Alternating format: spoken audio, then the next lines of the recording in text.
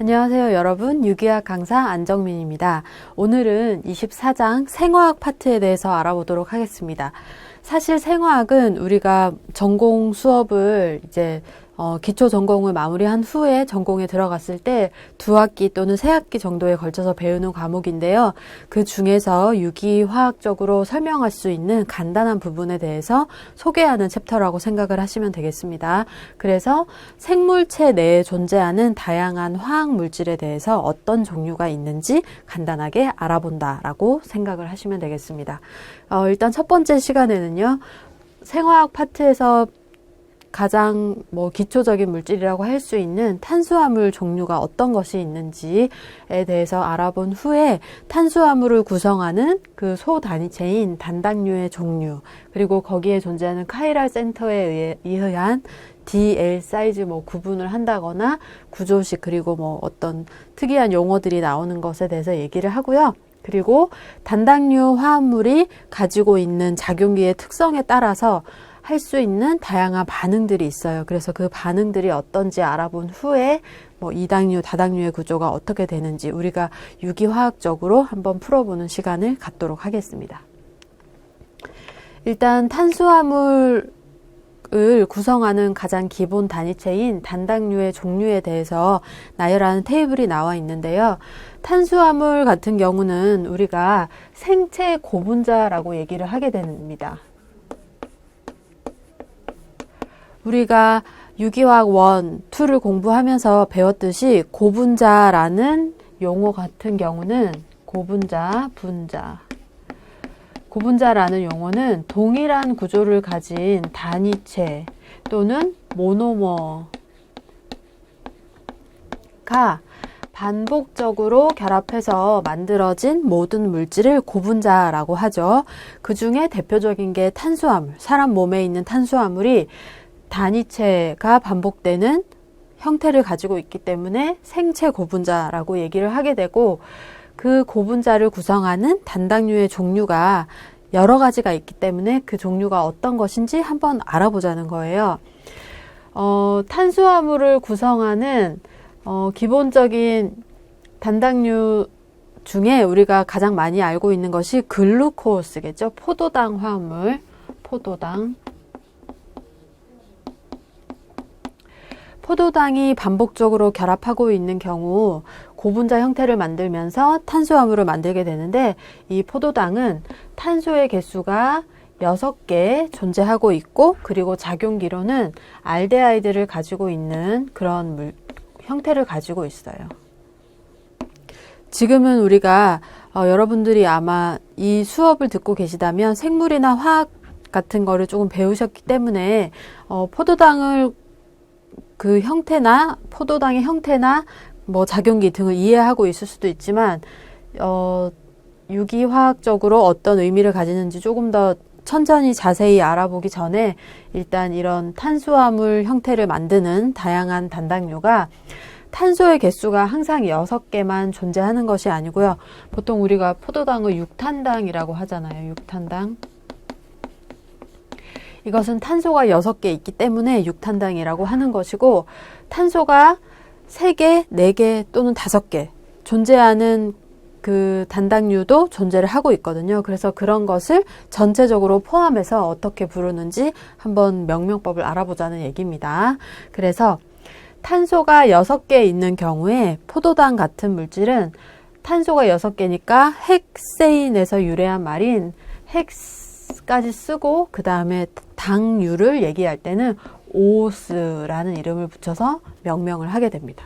그러니까 단당류의 종류는 명명법을 적용할 때 오스라고 생각을 하시면 되겠어요. 그래서 글루코스, 프럭토스 이렇게 오스를 붙이고 있죠. 그 중에 특히 탄소 6개를 가진 애들은 전부 다 헥소스라고 부르는 거예요. 우리가 한글로 6탄당이라고 하는 말이 바로 헥소스를 의미한다라고 생각을 하시면 되겠습니다.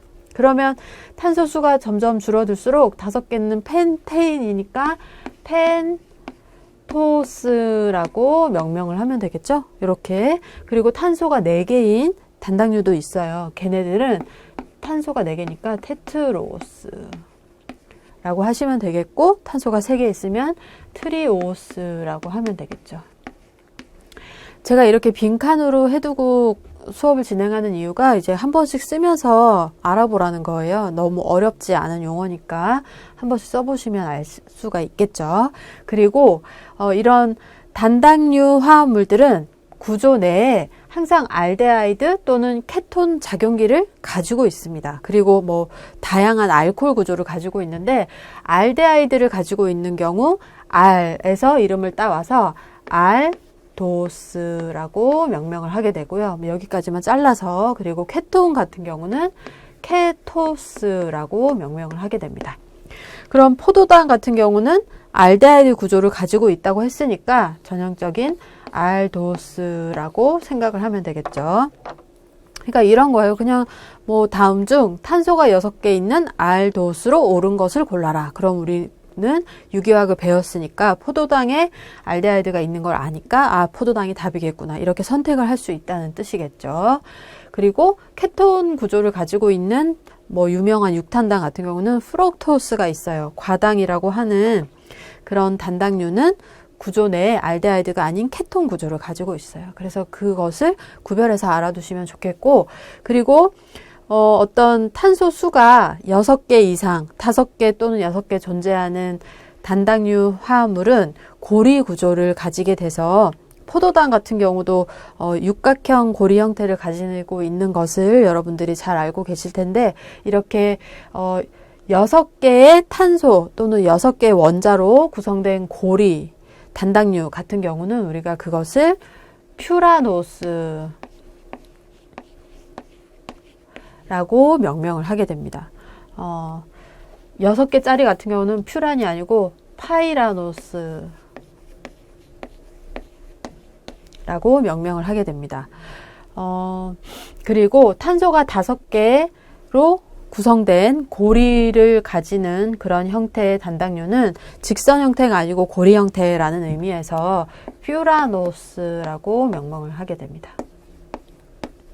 이거는 뒤쪽에 가서 고리가 뭔지 직선이 뭔지 뭐 구조가 나오게 되니까 그때 더 자세히 확인을 할 수 있겠는데, 이 탄소가 5개 또는 오각형으로 고리가 형성되어 있는 경우 탄소 4개에 뭐 산소 하나 이렇게 들어가서 오각형으로 고리가 구성되어 있는 화합물을 퓨란이라고 하잖아요. 이렇게 이중결합이 있으면 퓨란이 되고, 여기 수소가 4개 들어가면 테트라하이드로퓨란 이렇게 명명을 하게 되죠. 거기서 유래된 퓨라노스라고 생각을 하시면 되겠습니다. 그리고 우리가 산소 하나를 포함한 육각형 골격의 화합물을 파이란이라고 얘기를 하게 되거든요. 그래서 파이란, 옆에는 퓨란. 그래서 그 이름을 따서 파이라노스라고 명명한다. 이렇게 생각을 하시면 되겠습니다.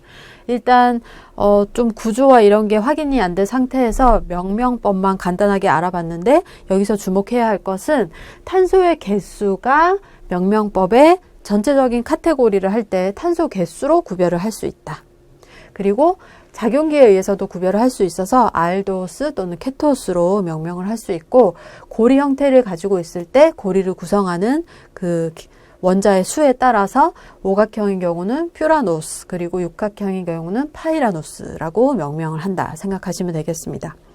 포도당 같은 경우는 우리가 알기로 육탄당이고 알데하이드를 가지고 있고 그 다음에 육각형 고리를 가지고 있죠. 그러니까 글루코스가 포함되는 카테고리는 이렇게 3가지라고 생각하시면 되겠어요. 글루코스는 헥소스이기도 하고요. 그리고 알데하이드를 가지고 있어서 알도스이기도 하고요. 그리고 육각형 고리를 가지고 있으니까 파이라노스이기도 하다. 이렇게 생각을 하시면 되겠습니다. 여러분들이 조금 다른 단당류를 알고 계신다면 추가해서 생각할 수 있겠죠. 아까 얘기했던 프럭토스 같은 경우는 탄소 6개로 구성된 헥소스이기도 하고요. 그리고 케톤 구조를 가지고 있어서 케토스이기도 해요. 그리고 과당 같은 경우도 육각형 고리를 가지고 있으니까 파이라노스에 포함이 된다라고 생각을 하시면 되겠죠. 이것은 뒤로 넘어가서 조금 더 구조를 보면서 자세히 얘기를 하면은 여러분들이 좀 더 이해하는 데 도움이 되실 것 같아요. 그러면 종류에 대한 얘기는 이 정도로 하고요. 뒤로 넘어가서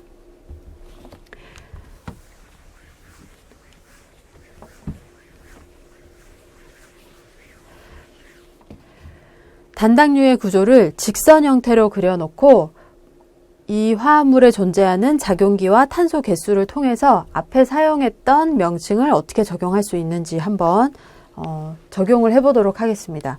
여기 보시면 첫 번째로 나와 있는 화합물은 알데하이드 작용기를 가지고 있고, 그리고 탄소의 개수가 하나, 둘 해서 시작하는데 여기 N개라고 나와 있으니까 정확하게 몇 개인지는 알 수 없겠으나 이 화합물, 이 단당류는 화합물은 알데하이드 구조를 가지고 있으니까 알도수구나 라고 판단을 할 수 있겠죠. 그리고 두 번째 화합물 같은 경우도 뭐 폴리알코올을 가지고 있는 건 알겠고, 그 안에 작용기로 케톤을 가지고 있으니까 케토스라고 부르면 되겠구나, 이렇게 구별하는 정도로 알고 계시면 되겠고, 그리고 세 번째 화합물 같은 경우는 작용기로서 알데하이드 구조를 가지고 있으면서 탄소는 1번, 2번, 3번, 4번 탄소 4개를 가지고 있으니까 테트로스이면서 알도스구나, 이렇게 생각을 할 수 있겠죠. 그걸 모두 포함해서 명명을 하게 된다면 작용기의 이름을 먼저 해주고 알도 테트로스 이렇게 명명한다고 생각을 하시면 되겠습니다.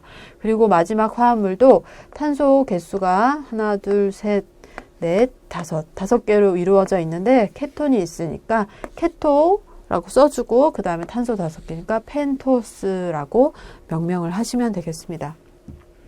그래서 예를 들어서 탄소 4개의 알데하이드를 가지고 있는 경우 명명을 할 때는 작용기를 먼저 쓴다 그랬죠. 알 써주고 그 다음에 탄소 4개니까 알도 테트로스 라고 명명을 해주면 되겠죠. 그리고 탄소가 5개 있고 키톤이 있다. 그러면 케토 하고 탄소 5개니까 펜토스 이렇게 명명을 해주면 되겠죠.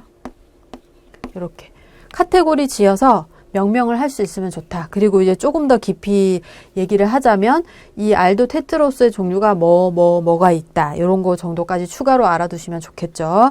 그래서 다음 페이지에 보면은 조금 그 내용이 나와 있습니다.